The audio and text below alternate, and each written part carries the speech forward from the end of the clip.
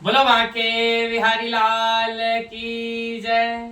बोलो राधा रानी सरकार की जय। तो कार्तिक मास के कृष्ण पक्ष में जो एकादशी होती है उसका बहुत ही महत्वपूर्ण महात्म है, बहुत ही महत्वपूर्ण उसके नियम है। आप सभी एकादशी कथा को अवश्य ही बड़े ध्यान से सुने। मैं आपके समक्ष कार्तिक महात्म के कृष्ण पक्ष की रमा एकादशी का वर्णन करूंगा। आप सभी ध्यान से सुने। युधिष्ठिर ने पूछा, जनार्दन मुझ पर आपका स्नेह है, अतः कृपा करके बताइए कार्तिक के कृष्ण पक्ष में कौन सी एकादशी होती है। तो भगवान श्री कृष्ण बोले, राजन कार्तिक के कृष्ण पक्ष में जो परम कल्याणमयी एकादशी होती है वह रमा के नाम से विख्यात है। रमा परम उत्तम है और बड़े बड़े पापों का नाश करने वाली है। आप कथा को बड़े ध्यान से सुनिएगा। पूर्व काल में मुचकुंद नाम से विख्यात एक राजा हो चुके हैं जो भगवान श्री विष्णु के भक्त और सत्य प्रतिज्ञा थे। निष्कंटक राज्य का शासन करते हुए उस राजा के यहाँ नदियों में श्रेष्ठ चंद्रभागा कन्या के रूप में उत्पन्न हुई। राजा ने चंद्रसेन कुमार शोभन के साथ उसका विवाह कर दिया। एक समय की बात है, शोभन अपने ससुर के घर आए। उनके यहाँ दशमी का दिन आने पर समूचे नगर में ढिंढोरा पिटवाया जाता था कि एकादशी के दिन कोई भी भोजन ना करे, कोई भी भोजन ना करे। यह डंके की आवाज सुनकर शोभन ने भी अपनी प्यारी पत्नी चंद्रभागा से कहा कि प्रिय, अब मुझे इस समय क्या करना चाहिए, इसकी शिक्षा दो। चंद्रभागा बोली, प्रभो मेरे पिता के घर पर तो एकादशी को कोई भी भोजन नहीं करता। हाथी, घोड़े, हाथियों के बच्चे तथा अन्य पशु भी अन्न, घास तथा जल तक का आहार नहीं कर पाते। फिर मनुष्य एकादशी के दिन कैसे भोजन कर सकता है। हे प्राणनाथ, यदि आप भोजन करेंगे तो आपकी बड़ी निंदा होगी। इस प्रकार मन में विचार करके अपने चित्त को दृढ़ कीजिए।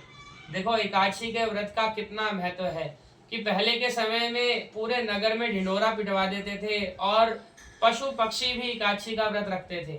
खैर ये तो राजहट था, किंतु आप फिर भी कथा को बड़े प्रेम से सुनिए। आज के समय में तो बहुत ही स्वतंत्रता है। आप चाहें तो एकादशी वाला भोजन खाकर भी, फलाहार करके भी, एक भुक्त या नक्त व्रत रख के भी एकादशी का नियम संपन्न कर सकते हैं। शोभन ने कहा, प्रिय तुम्हारा कहना सत्य है, मैं भी आज उपवास करूंगा। देव का जैसा विधान है वैसा ही होगा। भगवान श्री कृष्ण कहते हैं, इस प्रकार दृढ़ निश्चय करके शोभन ने व्रत के नियम का पालन किया। क्षुधा से उनके शरीर में पीड़ा होने लगी, अतः वे बहुत दुखी हुए। भूख की चिंता में पड़े पड़े सूर्यास्त हो गया। रात्रि आई जो हरि पूजा परायण तथा जागरण में आसक्त वैष्णव मनुष्यों का तो हर्ष बढ़ाने वाली थी, परंतु वही रात्रि शोभन के लिए अत्यंत दुखदायिनी हो गई। सूर्योदय होते होते उसका प्राणांत हो गया। राजा मुचकुंद ने राजोचित काष्ठों से शोभन का दाह संस्कार कराया। चंद्रभागा पति का परलौकिक कर्म करके पिता के घर पर ही रहने लगी। नृपश्रेष्ठ रमा नामक एकादशी के व्रत के प्रभाव से शोभन मंदराचल के शिखर पर बसे हुए परम रमणीय देवपुर को प्राप्त हुआ। वहां शोभन द्वितीय कुबेर की भांति शोभा पाने लगा। राजा मुचकुंद के नगर में सोम शर्मा नाम से विख्यात एक ब्राह्मण रहते थे। वे तीर्थ यात्रा के प्रसंग से घूमते हुए कभी मंदराचल पर्वत पर गए। वहां उन्हें शोभन दिखाई दिया।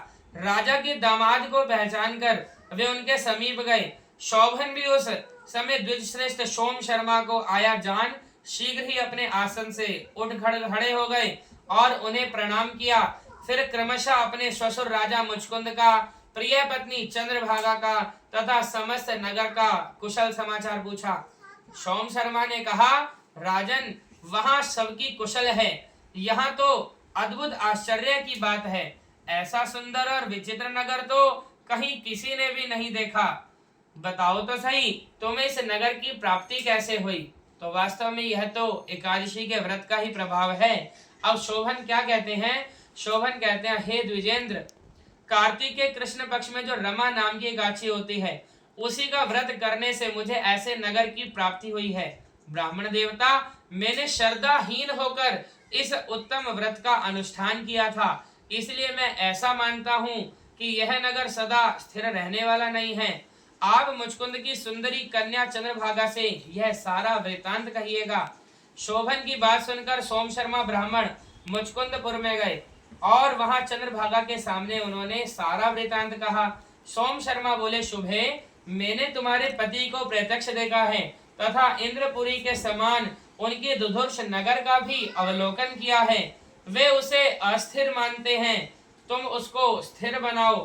चंद्रभागा ने कहा, ब्रह्मऋषि, मेरे मन में पति के दर्शन की लालसा लगी हुई है, आप मुझे वहां ले चलिए। मैं अपने व्रत के पुण्य से उस नगर को स्थिर बनाऊंगी। भगवान श्री कृष्ण कहते हैं, राजन, चंद्रभागा की बात सुनकर सोम शर्मा उसे साथ लेकर मंदराचल पर्वत के निकट वामदेव मुनि के आश्रम पर गए। वहां ऋषि के मंत्र की शक्ति तथा एकादशी सेवन के प्रभाव से चंद्रभागा का शरीर दिव्य हो गया तथा उसने दिव्य गति प्राप्त कर ली। इसके बाद वह पति के समीप गई। उस समय उसके नेत्र हर्षोल्लास से खिल रहे थे। अपनी प्रिय पत्नी को आया देख शोभन को बड़ी प्रसन्नता हुई। उन्होंने उसे बुलाकर अपने वाम भाग में सिंहासन पर बिठाया।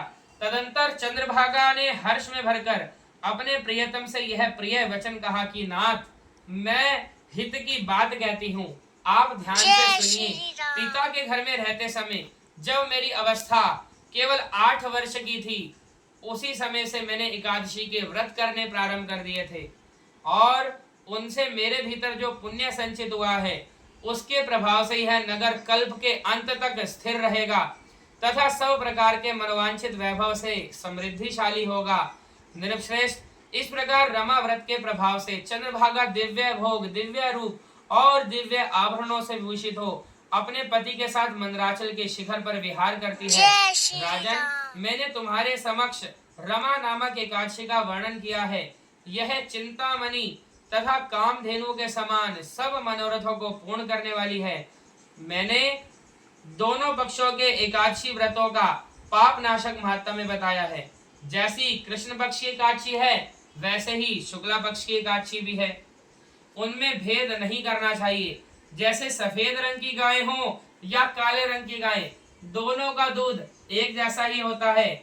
इसी प्रकार दोनों पक्षों की एकादशियां समान फल देने वाली कही गई हैं। जो मनुष्य एकादशी व्रतों के महात्म्य को सुनता है वह सब पापों से मुक्त हो श्री विष्णु लोक में प्रतिष्ठित होता है।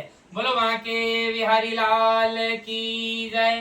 तो जो यह एकादशी कथाएं आप सभी सुनते हो, यह एकादशी की कथा का जो मूल स्रोत है वो पद्म पुराण है।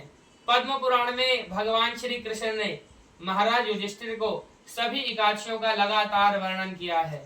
एक साथ ही लगातार सभी एकादशियां सुनाई गई, एक ही समय पर सुनाई गई। इसीलिए कथा में बारंबार जो राजन शब्द कहा जाता है वो महाराज युधिष्ठिर के लिए कहा जाता है। तो आप सभी से मैं एक प्रश्न पूछता हूँ, आप सभी ने कथा ध्यान से सुनी, आप हमें कमेंट में ये बताएं कि आप एकादशी का व्रत रखते हैं अथवा नहीं रखते। एवं एक बात और भी आप सभी बताएं, क्या एकादशी के व्रत आप 2 दिन तक रखते हैं, अर्थात पहले दिन दशमी तिथि से ही प्रारंभ करके द्वादशी तिथि के सूर्योदय तक रखते हैं, या केवल एकादशी के दिन ही प्रातःकाल रखते हैं और द्वादशी को भोजन करते हैं। बोलो वहां के बिहारी लाल की जय। बोलो राधा रानी सरकार की जय। यहाँ पर तो कथा बहुत ही संक्षेप में इसीलिए की जाती है क्योंकि वीडियो ज्यादा लंबी ना हो जाए, समय का अभाव रहता है। क्योंकि जो भी सज्जन सुनना चाहते हैं वो कम समय में ज्यादा बार जानना चाहते हैं, तो मूल कथा ही की जाती है। यदि इस कथा में आपको कोई भी शब्द का अर्थ स्पष्ट ना हो या कोई भी बात समझ ना आई हो, कोई भी बात प्रसंग या आपको ऐसी कोई बात लगी हो जो स्पष्ट ना हुई हो, तो आप प्रश्न में पूछ सकते हैं। आपने इस महात्म्य में सुना अनजाने में व्रत रखा, मन नहीं था, इच्छा नहीं थी, जबरन व्रत रखा तो भी उसे बहुत पुण्य मिला। तो विचार करके देखो, जो श्रद्धा भाव से व्रत रखेगा तो उसको कितना अधिक लाभ होगा। बोलो वहां के बिहारी लाल की जय। बोलो राधा रानी सरकार की जय। जय जय श्री राधे, जय जय श्री राधे, जय जय श्री राधे।